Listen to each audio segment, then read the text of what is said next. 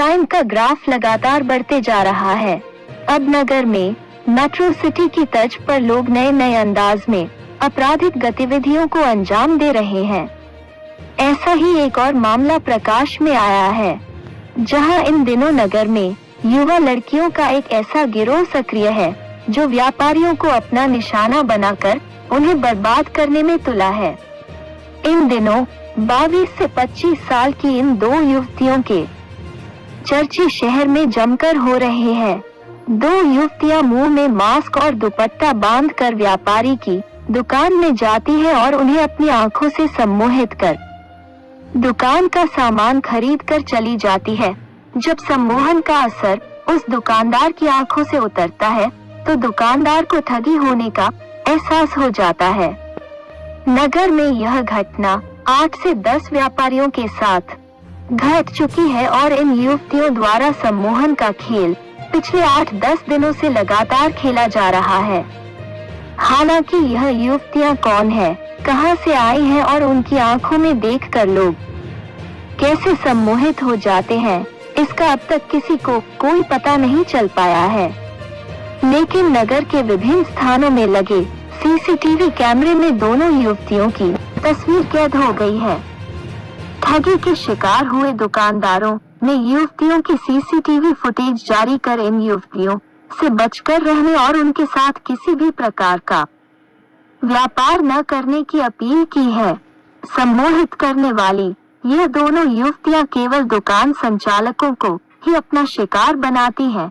बताया जा रहा है कि अब तक इन दोनों युवतियों ने कुछ किराना व्यापारी, कुछ सब्जी विक्रेता, कुछ कबाड़ व्यापारी सहित कपड़ों के विक्रेताओं को अपना शिकार बनाया है। उक्त दोनों युवतियां दुकान में जाकर पहले तो सामान खरीदती हैं, फिर बिल बनवाकर सामान पैक कराती है।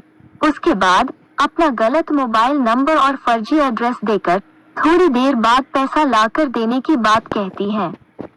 दुकानदार भी इन अनजान युवतियों को बिना झिझक के 10 से 20 हजार रू का सामान दे देता है और बिना पैसे दिए ही युवतियां दुकान से चली जाती है।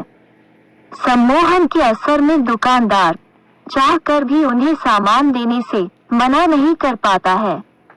ऐसे हादसे नगर में 8-10 व्यापारियों के साथ हो चुके हैं, लेकिन लोग लाज के चलते अब तक किसी भी व्यापारी ने इसकी शिकायत थाने में दर्ज नहीं कराई है।